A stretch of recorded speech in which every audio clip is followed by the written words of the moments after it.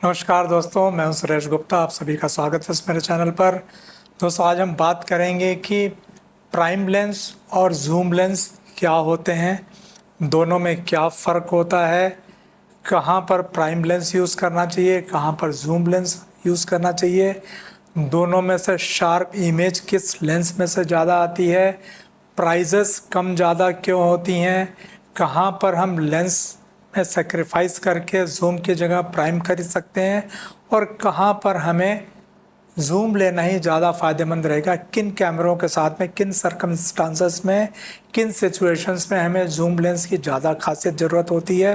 तो इन सारे ही मुद्दों पे आज हम बात करेंगे। साथ ही हम ये भी बताएंगे कि जूम लेंस कितने प्रकार के होते हैं, जैसे कि फिक्स्ड एफ नंबर के लेंस होते हैं, वेरिएबल एफ नंबर के लेंसेस होते हैं।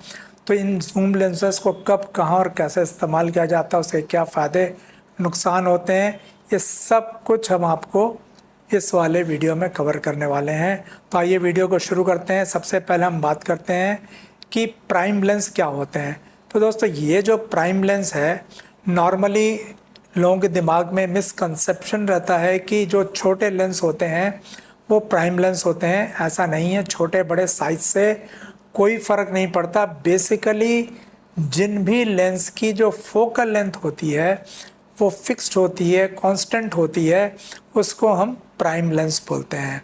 तो प्राइम लेंस का मतलब ये हुआ कि आप अगर अपने कैमरे पे प्राइम लेंस को माउंट करते हैं तो कंपोजिशन करने के लिए, अगर आपको इमेज को छोटा बड़ा करना है या ऑब्जेक्ट को अपने से नज़दीक दूर करना है, तो उस केस में आपको अपने आप को आगे पीछे होके ही पिक्चर को कंपोज करना पड़ेगा। मान लीजिए अगर आप किसी पिक्चर में किसी का हेड शॉट ही लेना चाहते हैं तो आपको अपने सब्जेक्ट के नज़दीक जाना पड़ेगा, तो ही आप उसके सिर्फ हेड को कवर कर पाएंगे। अगर आप उसका फुल लेंथ शॉट लेना चाहेंगे तो आपको सब कंसिडरेबली पीछे आना पड़ेगा, सो दैट आपके कैमरे में उसका जो है फुल लेंथ फ़ोटो आ सकेगा। वेयर एज ये जूम लेंस होते हैं, जूम लेंस की खासियत क्या होती है कि इसकी जो फोकल लेंथ होती है वो वेरिएबल होती है। आप इसमें समय के हिसाब से, ज़रूरत के हिसाब से इसकी फोकल लेंथ को कम ज़्यादा कर सकते हैं। तो मान लीजिए अगर आप एक ही जगह पर खड़े हैं और आप पिक्चर को कंपोज करना चाहते हैं, अगर आप चाहते हैं कि सामने वाले ऑब्जेक्ट का सिर्फ हेड शॉट आए, तो आप उसको मैक्सिमम फोकल लेंथ पर रख देंगे लेंस को, तो आपका सिर्फ हेड शॉट आएगा। वहीं अगर आप चाहते हैं कि उसी जगह पर खड़े खड़े मैं अपने सब्जेक्ट का फुल लेंथ फ़ोटो ले सकूं, तो आपको जूम इन कर लेना होगा।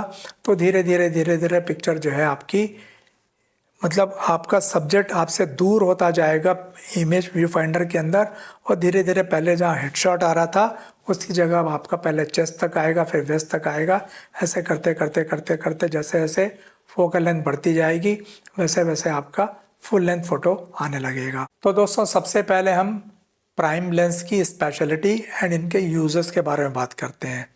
तो प्राइम लेंस देखिए, नॉर्मली जो है 35 mm, 50 mm, 85 mm, 135 mm के ही साइज़ में आता है। और उसके अलावा फिर आपका जो टेलीस्कोपिक लेंस होते हैं, जैसे 300 mm, 400 mm, 500 mm, जो वाइल्ड लाइफ, बर्डिंग, स्पोर्ट्स वगैरह में यूज़ होते हैं, वो भी फिक्स फोकल लेंथ के लेंस होते हैं। तो ये भी प्राइम लेंस ही कहलाते हैं, लेकिन चूँकि उसमें फिक्स फोकल लेंथ है इसलिए वो प्राइम कहलाते हैं। तो आप मान लीजिए अगर अपनी फ़ोटोग्राफ़ी करते हैं, नॉर्मल फ़ोटोग्राफ़ी करते हैं, इवेंट फ़ोटोग्राफ़ी करते हैं, तो आपको प्राइम लेंस में सबसे ज़्यादा ज़रूरत जो होती है वो 35 mm की होती है, 50 mm की होती है, 85 mm की होती है। तो बेसिकली ये लेंस जो होते हैं प्राइम लेंस में, अगर आप पाएंगे कि इसकी जो शार्पनेस होती है वो आपके जूम लेंस से थोड़ी सी अच्छी पाई जाती है। ख़ास तौर पे जो एक ऑर्डिनरी या मिड रेंज के जो जूम लेंस होते हैं उनसे आपके प्राइम लेंस की शार्पनेस ज़्यादा अच्छी होती है।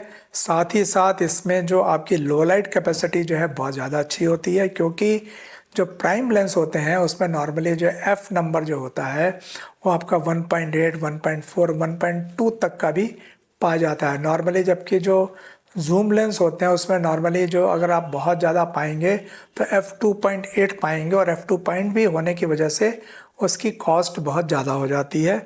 तो प्राइम लेंस बेसिकली आपका देखिए 3 चीज़ें होती हैं इसमें। एक तो पिक्चर शार्प आती है, दूसरा इसका जो एफ नंबर होता है वो 1.8, 1.4, 1.2 तक का मिल जाता है, जिससे कि इसमें लो लाइट में पिक्चर बहुत अच्छी आ जाती हैं और साथ ही साथ इनकी प्राइस भी बहुत कम होती है।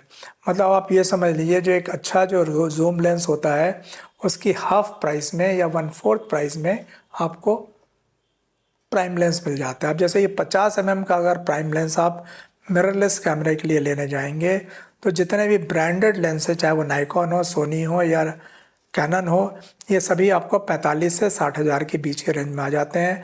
पुराना अगर आपके पास DSLR होगा तो DSLR के प्राइम लेंस जो है 15,000 से 25,000 के रेंज में आ जाते हैं। तो ये एक सबसे बड़ा फ़ायदा हो जाता है उन लोगों के लिए जो अगर जूम लेंस अफोर्ड नहीं कर पा रहे होंगे, तो प्राइम लेंस से उनका काम चल सकता है। अब वहीं अगर हम आपसे जूम लेंस की बात करें तो जूम लेंस जिसके अंदर वेरिएबल फोकल लेंथ होता है, ये आपका ज़रूरत पड़ने पर एक ही जगह खड़े होके आप क्लोज डिस्टेंस शॉट भी ले सकते हैं, फार डिस्टेंस शॉट भी ले सकते हैं। आपको आगे पीछे जाने की ज़रूरत नहीं पड़ेगी और आप बहुत अच्छा कंपोजिशन एक जगह खड़े होकर कर सकते हैं। लेकिन जैसे जैसे वेरिएबल फोकल लेंथ के लेंस आते हैं, जैसे जूम लेंस आते हैं, तो इसमें एक थोड़ी सी दिक्कत ये हो जाती है कि इनकी sharpness as compare to prime lens कम होने लगती है। उसका रीज़न ये है कि प्राइम लेंस के मुकाबले में जूम लेंस के अंदर नंबर ऑफ़ एलिमेंट्स ज़्यादा होते हैं। तो नंबर ऑफ़ एलिमेंट्स ज़्यादा होने की वजह से इसमें डिस्टॉर्शन और क्रोमेटिक एब्रेशंस ज़्यादा होता है। इस वजह से आपकी जो शार्पनेस होती है उसमें थोड़ा सा फ़र्क पड़ने लगता है। ख़ास तौर पे जो एजेस पे इसकी जो शार्पनेस होती है वो थोड़ी सी सॉफ्टर होने लगती है। इसलिए आपने देखा होगा कि जूम लेंस से खींचे हुए जो फ़ोटोज़ होते हैं वो as compare to prime lens थोड़े से कम शार्प होते हैं। अब इसमें भी डिपेंड करता है कि आपका जूम लेंस किस क्वालिटी का है। अब जैसे ये एक मिड रेंज का जूम लेंस है, ये एक बिल्कुल ही बेसिक लेवल का एंट्री लेवल का जूम लेंस है। ये वो एंट्री लेवल का जूम लेंस है जो कि नॉर्मली जो है कैमरों के साथ में किट लेंस के रूप में पाया जाता है। जैसे कि 16-55 हो गया या 18-50 हो गया या 18-55 हो गया, ये इस तरह के लेंस जो है, या आपका फुल फ्रेम का लेंस है तो आपका 24-55 है, 24-40 है, इस तरह की रेंज में जो आते हैं जूम लेंस, वो एक बेसिक एलिमेंट्री एंट्री लेवल के जूम लेंस होते हैं। तो इन लेंस में आप पाएंगे कि आपकी जो शार्पनेस है वो थोड़ी सी कम होती है as compare to this type of lens. ये वो लेंस है जिसमें कि जैसे मान लीजिए ये क्रॉप सेंसर कैमरे का लेंस है, जैसे 18-140 है या 18-135 है या 18-150 mm है। ये लेंस आपके मिड लेवल के जूम लेंस कहलाते हैं। इसमें आप पिक्चर्स तो बहुत अच्छी आती हैं, लेकिन प्राइम लेंस से अगर कंपेयर करेंगे तो इसकी शार्पनेस किसी मामले में थोड़ी सी कम होती है। अब उसके बाद हम बात करते हैं आपके जो फुल फ्रेम के कैमरे होते हैं। फुल फ्रेम के कैमरे में जो सबसे ज़्यादा जूम लेंस पॉपुलर है और कॉमन है वो है 24-70 का mm का प्राइम। जो 24-70 का जूम लेंस है वो सबसे ज़्यादा कॉमन है, क्योंकि 24 mm पे उसमें वाइड एंगल लेंस हो जाता है, 50 mm पे वो नॉर्मल लेंस हो जाता है और 70 mm पे वो थोड़ा सा टेलीस्कोपिक लेंस का इफेक्ट आ जाता है। अब इसके बाद अगर फुल फ्रेम में ही आपको और आगे के लेंसेज में जाना है, एफ नंबर पे जाना है, तो 24-70 के बाद अगली रेंज जो है फिर 70-200 या 70-210 mm की आती है। इसमें क्या होता है कि फिर आप दूर से शॉट्स ले सकते हैं, कैंडिड शॉट्स ले सकते हैं, बहुत ही किसी का हेड शॉट ले सकते हैं, क्लोजअप्स ले सकते हैं, लेकिन वो लेंस भी जो है कॉस्ट में थोड़े से ज़्यादा होते हैं। तो बेसिकली अगर हम लेंसेज को कैटेगराइज करना चाहें कि prime lens versus zoom lens, तो अगर आपको एक ऐसी फोटोग्राफी करनी है जिसमें आपको बिना समय गंवाए आपको कोई भी शॉट मिस नहीं करना है, तो आपके कैमरे में हमेशा एक मिड रेंज का जूम लेंस हमेशा होना चाहिए, जो कि वाइड भी कवर कर ले, नॉर्मल भी कवर कर ले और टेलीस्कोपिक भी कवर कर ले। तो आपके जितने भी क्रॉप सेंसर कैमरे होते हैं उसके लिए 18 से 140 mm, 18 से 135 mm, 18 से 150 mm के लेंस जो होते हैं वो सबसे ज़्यादा कॉमन लेंस है, जो कि इवेंट शूट में बहुत ज़्यादा काम आते हैं। वहीं अगर आपके पास फुल फ्रेम कैमरा है तो फुल फ्रेम के लिए जो 24-70 mm का जो लेंस होता है वो बहुत ज़्यादा यूज़फुल रहता है। वो सारे इवेंट्स में ये लेंस तो आपके पास होना एक तरह से मस्ट है, इसीलिए इसको वर्क हॉर्स भी बोलते हैं।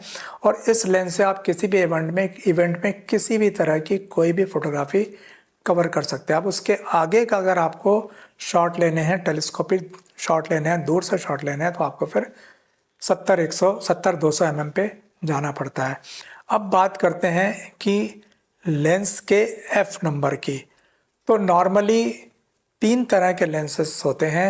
एक वो लेंस होता है जिसमें कि फिक्स्ड एफ नंबर होता है, मतलब आप जूम कोई सा भी कर लें, चाहे आप 50 mm पे लें, चाहे 70 mm पे लें या 24 mm पे लें, आपका एफ नंबर कांस्टेंट रहता है।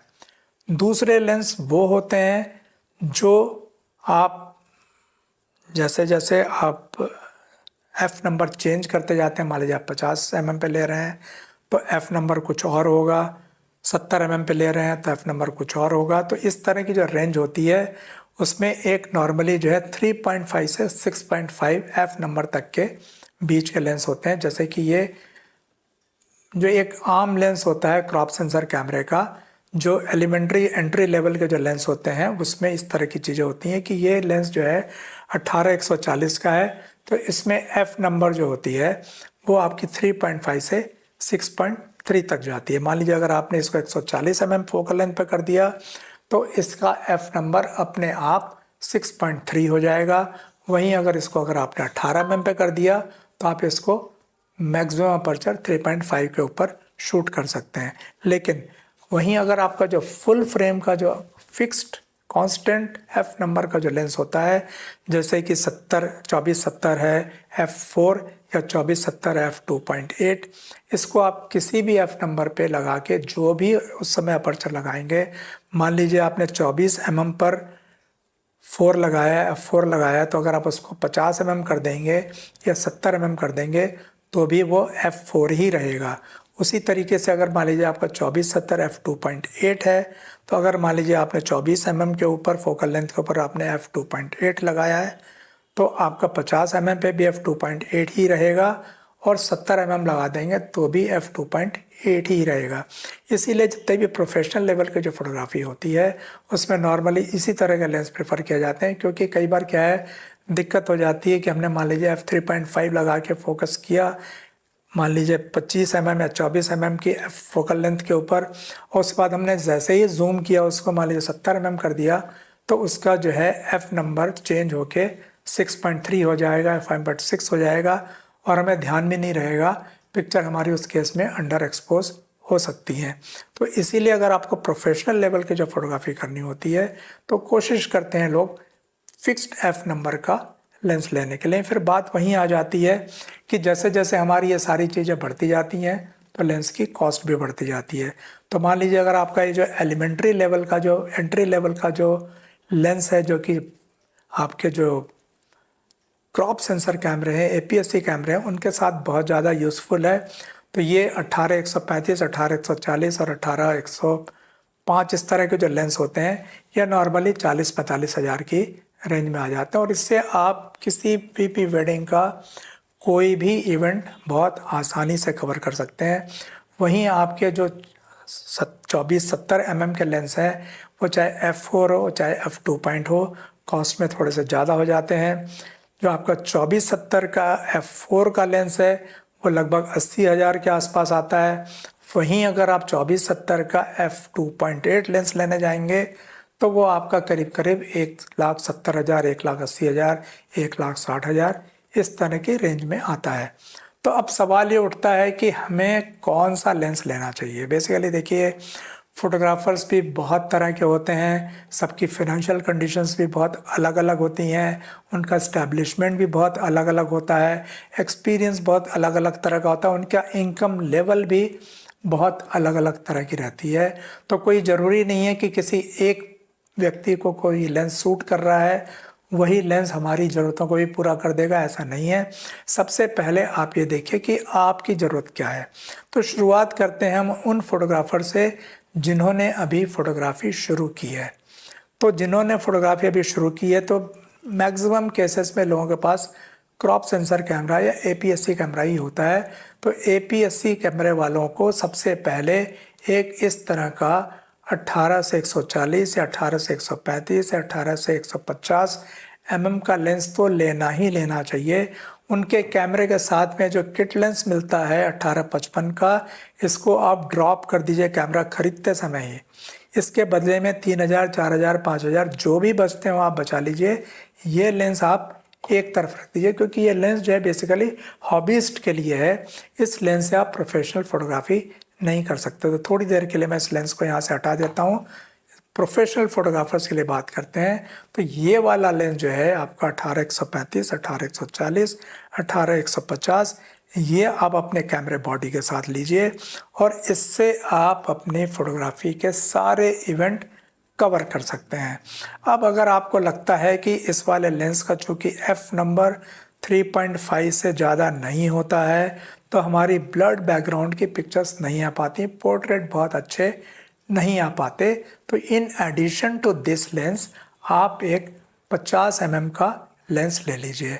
मैं आपको 85 mm का लेंस लेने की सलाह नहीं दे रहा हूँ, क्योंकि 85 mm का लेंस जो होता है वो जब आपके क्रॉप सेंसर कैमरे पर लगता है तो वो 1.5 और 1.6 से मल्टीप्लाई हो जाता है उसकी f नंबर फोकल लेंथ, और वो करीब करीब 100 mm का हो जाता है। तो 100 mm के आसपास की जो फोकल लेंथ का जब आप लेंस यूज़ करते हैं तो आपको थोड़ा सा पीछे जाना पड़ता है अपनी पिक्चर्स लेने के लिए। तो कई बार हमारे पास इतनी डिस्टेंस नहीं होती है, तो आप ये 50 mm के लेंस से बहुत अच्छे पोर्ट्रेट ले सकते हैं। तो 50 mm से आपको दो फ़ायदे मिलेंगे। एक तो इसमें चूँकि अपर्चर ज़्यादा होता है, 1.8, 1.4, 1.2 तक का, जो भी आपका बजट गवारा करता हो आप उस रेंज का लेंस ले सकते हैं। तो इसमें दो फायदे होंगे।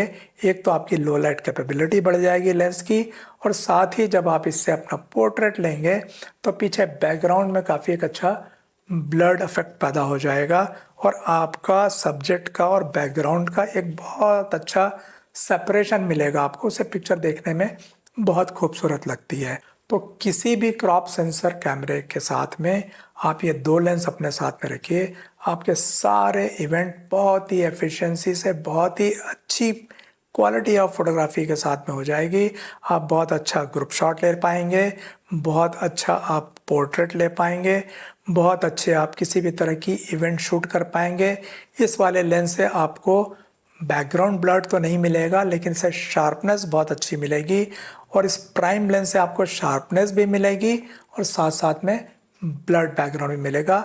लेकिन जैसा मैंने बताया था कि इस वाले चाहे तो आप लेंस से भी पूरी फोटोग्राफी कवर कर सकते हैं, लेकिन आपको फिर कंपोजिशन के लिए बार बार अपने आप को आगे पीछे करते रहना पड़ेगा। दोस्तों एक चीज़ मैं आपको और बता दूं कि आज से 30, 40, 50 साल पहले जब फोटोग्राफी होती थी तो ये सब कुछ नहीं होता था। उस टाइम में यही होता था हमारे पास, और हम लोग इसी से पूरी फोटोग्राफी करते थे, चाहे वो मंडप का शॉट हो, चाहे वो वरमाला का शॉट हो, चाहे वो पोर्ट्रेट शॉट हो, चाहे वो कहीं का भी शॉट हो।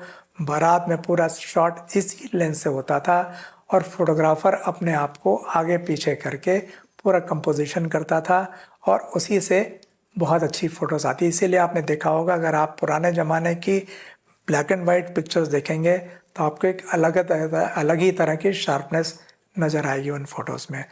तो अब दोस्तों बात करते हैं फुल फ्रेम कैमरा हुए लेंसेज की।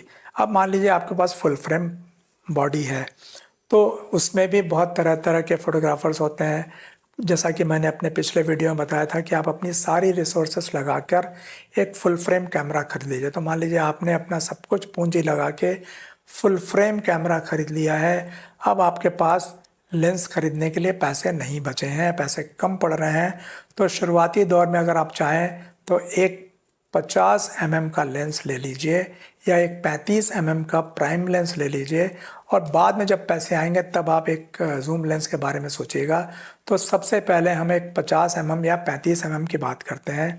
तो अगर मान लीजिए आपने 50 mm या 35 mm का एक लेंस, प्राइम लेंस लेके अपनी कैमरा बॉडी पे लगा दिया, तो आप बहुत ही अच्छी मतलब लो लाइट फोटोग्राफी भी कर सकते हैं, पोर्ट्रेट भी ले सकते हैं, ग्रुप फोटोग्राफी भी कर सकते हैं, शादी इवेंट में किसी तरह की कोई भी फोटोग्राफी कर सकते हैं।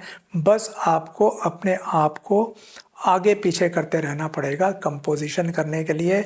उसमें भी बहुत मुश्किल सवाल नहीं होता है, अगर थोड़ी सी प्रैक्टिस कर लेंगे तो आपकी बहुत अच्छे से कंपोजिशन हो जाया करेगी। आपका बहुत सस्ता लेंस है, कैमरा बॉडी मान लीजिए आपने 1 लाख से 1.25 लाख तक के आसपास की ले ली, और एक लेंस आपने 25,000 से लेके 45-50 हज़ार तक का ले लिया। अब यहाँ पर मैं आपको ये भी बता दूँ कि आजकल थर्ड पार्टी लेंसेज जो हैं, प्राइम लेंसेज बहुत अच्छे बनाने लगे हैं।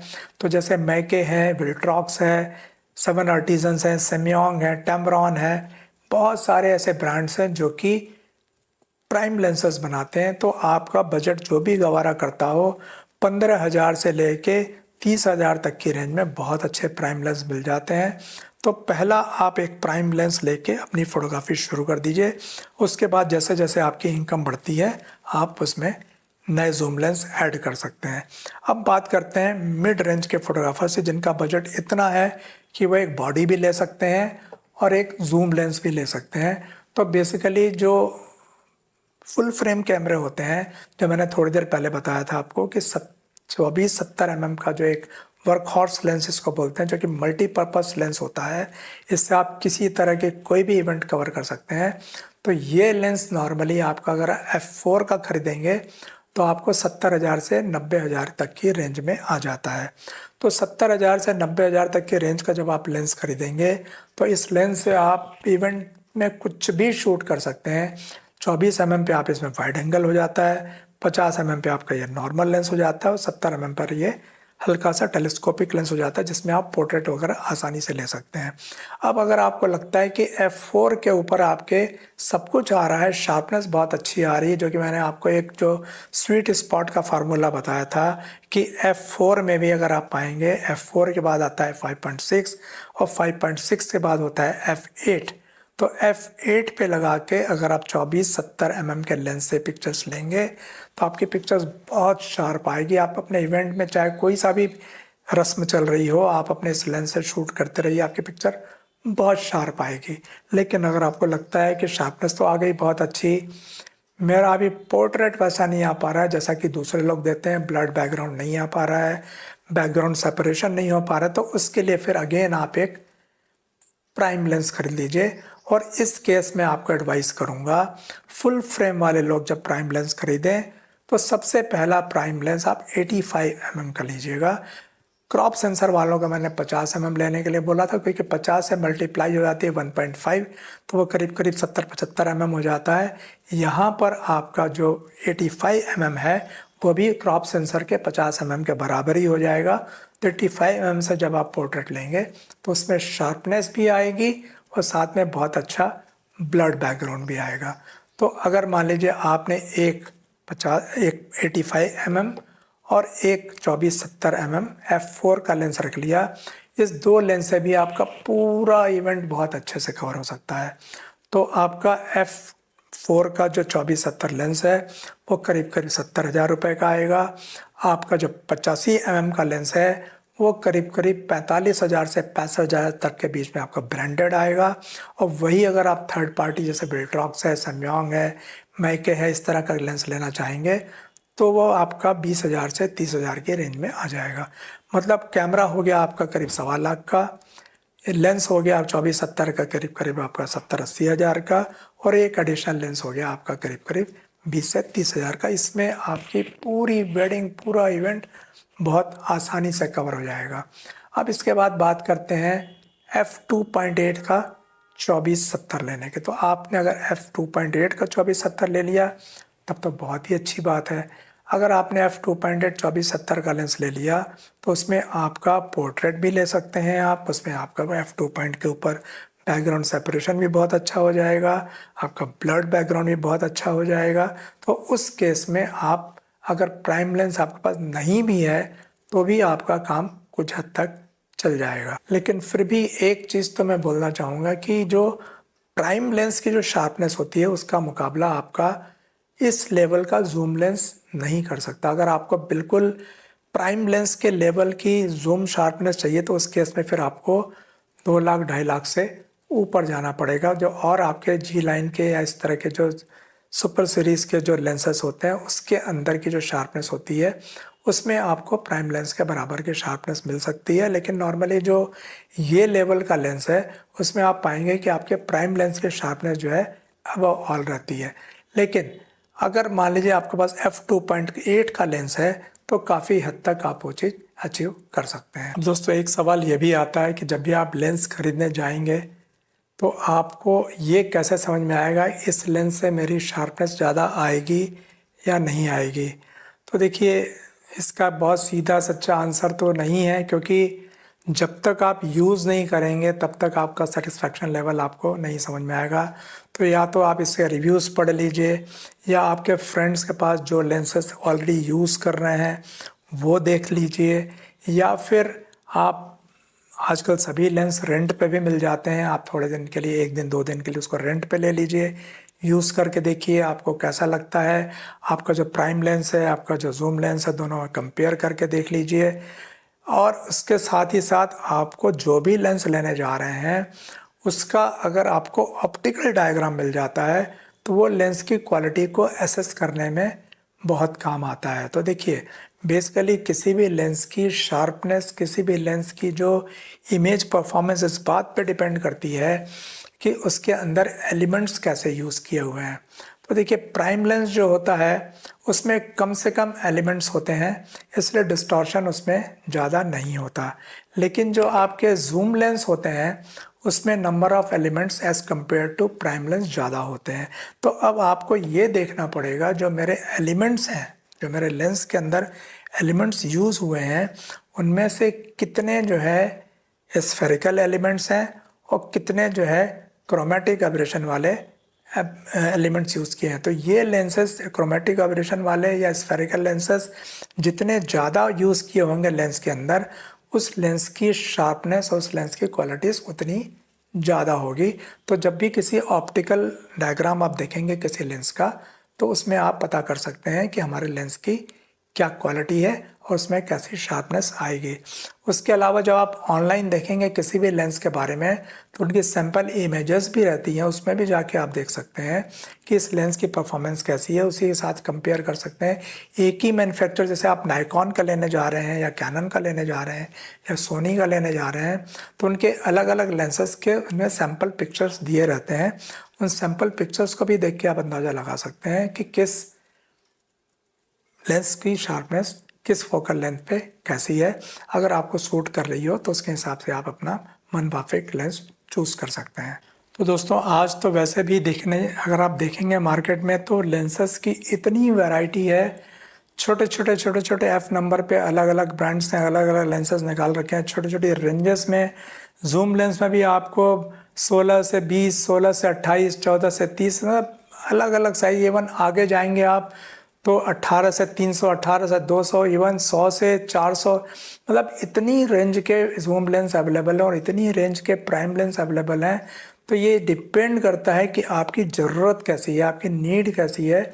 उसके हिसाब से आप देख लीजिए कि आपको सबसे ज़्यादा किस तरह के लेंसेस की ज़रूरत होती है। अगर मान लीजिए आप किसी ऐसी जगह पर शूट करते हैं जहाँ की बहुत क्लोज डिस्टेंस में आपको फ़ोटोज़ लेनी रहती है, जैसे कि हमारे जो गांव वगैरह में शादियाँ वगैरह होती हैं वहाँ बहुत छोटे छोटे कमरे होते हैं, बहुत छोटे छोटे मंडप होते हैं, वहाँ जगह की कई बार कमी हो जाती है। तो वहाँ जितने कम एफ नंबर का फोकल लेंथ का आप अगर लेंस यूज़ करेंगे तो वहाँ आपके लिए ज़्यादा फ़ायदेमंद रहेगा। उसी तरीके से अगर आपको लगता है कि मेरे को थोड़ा सा ज़्यादा दूर तक की चीज़ें खींचनी रहती हैं तो उस केस में आपकी फोकल लेंथ मान लीजिए जितनी ज़्यादा रहेगी, जैसे मान लीजिए 18-140 अगर कम पड़ता है तो वहाँ पे आप 18-200 का ले लीजिए। 18-300 के भी लेंस आते हैं वहाँ पे वो ले सकते हैं। फुल फ्रेम में बहुत कम वैरायटी है इस तरह से जूम की, क्योंकि फुल फ्रेम में 24-70 के बाद फिर सीधा जो है आपका 70-200 ही आता है। लेकिन उसमें भी अगर आप देखेंगे कि आपके जो इस तरह के लेंस होते हैं 24-200 के भी लेंस आते हैं, 28-200 या 28-105, 28-300 इस तरह के भी लेंस आते हैं। तो आप वो लेंस भी ले सकते हैं। इन लेंस की खासियत ये रहती है कि इनमें शार्पनेस तो मिलेगी आपको, उस तरह का ब्लर्ड बैकग्राउंड नहीं मिलेगा, उस तरह का बैकग्राउंड सेपरेशन नहीं मिलेगा। लेकिन जैसे जैसे फोकल लेंथ आप ज़्यादा रखेंगे तो उससे आप मतलब दूर तक की चीज़ें खींच सकते हैं। अब एक रेंज में आपको और बताता हूँ, वो रेंज है 70-200 mm की। तो फुल फ्रेम कैमरे में 70-200 mm तो बहुत पॉपुलर है। f2.8 का जो 70-200 होता है कैंडिड फोटोग्राफी में बहुत ज़्यादा यूज़ होता है, लेकिन उसकी कीमत भी करीब करीब 150-2 लाख के बीच में आती है। तो हर कोई इसको अफोर्ड नहीं कर सकता है। अगर आपके मन में इच्छा है 70-200 mm टाइप का लेंस से शूटिंग करने की, तो क्रॉप सेंसर वालों को तो सोचने की ज़रूरत ही नहीं है, क्योंकि उनके पास तो ऑलरेडी 150 mm तक का लेंस है। 150 है, 135 है, 140 है। तो 135, 140, 150 तो वैसे ही 200, 210, 215 mm का लेंस हो जाता है। तो जिस लेवल की फोटोग्राफी एक फुल फ्रेम कैमरे वाला 70-200 mm से करता है, उस लेवल की फोटोग्राफी आप अपने 18-140 या 18-135, 18-150 से भी कर सकते हैं। वही क्लोजअप रेंज आपके कैमरे में आ जाएगा, वही कैंडिड शॉट अपने कैमरे से ले सकते हैं। फ़र्क सिर्फ इतना होगा कि उनके लेंस में जो है f2.8 होता है, आपके कैमरे में जो है f2.8 नहीं मिलेगा। मैक्सिमम आप जब आप उसको 140-150 mm पे लगा देंगे, तो उसका जो सबसे बड़ा वाला अपर जो है, किसी में 6.3 होता है, किसी में 5.6 होता है, वो लगाना पड़ेगा। लेकिन आप करके देखिएगा, 5.6 या 6.3 लगा कर भी आप अपना ISO बढ़ा दीजिए। और आजकल फंक्शंस वगैरह में इतनी अच्छी लाइट्स रहती हैं कि अगर आपने ISO बढ़ा के मान लीजिए 2000 कर दिया, 2500 कर दिया, इवन 10,000 भी कर दिया, 10,000 ISO के ऊपर भी दूर से अगर आप किसी का हेडशॉट क्लोजअप लेते हैं अपने 18-140 या 18-150 mm लेंस से, तो पाएंगे कि उसका बिल्कुल हेडशॉट आपके पूरी फ्रेम के ऊपर आ जाएगा और ग्रेन्स और नॉइस का कहीं नामो निशान नहीं रहेगा। तो ऐसा नहीं है कि कैंडिड फोटोग्राफी सिर्फ 70-200 mm वाले ही करते हैं। आप अपने APS-C कैमरे के 18-140, 18-135 और 18-150 mm लेंस से भी बहुत अच्छी कैंडिड फोटोग्राफी कर सकते हैं। आप करके देखिएगा, ISO बढ़ा कर देखिए, आपके बहुत अच्छे रिजल्ट्स आएंगे। तो दोस्तों, उम्मीद करते हैं आपको ये प्राइम लेंस और जूम लेंस का डिफरेंस बहुत अच्छे से समझ में आ गया होगा। अगर आपको अभी भी किसी तरह का कोई डाउट है तो कमेंट बॉक्स में हमसे ज़रूर पूछिएगा, हम आपके सवालों का जवाब देने की पूरी कोशिश करेंगे। तो दोस्तों, आज के वीडियो में इतना ही। मिलते हैं अगले वीडियो में। अगर आपको ये वीडियो पसंद आया हो तो इसे लाइक ज़रूर कीजिएगा, और अगर आपको लगता हो कि अपने दोस्तों से शेयर करने से उनको भी कुछ एडवांटेज होगा तो उनसे शेयर भी ज़रूर कीजिएगा। तो मिलते हैं अगले वीडियो में किसी नए टॉपिक के साथ। तब तक के लिए नमस्ते, जय हिंद।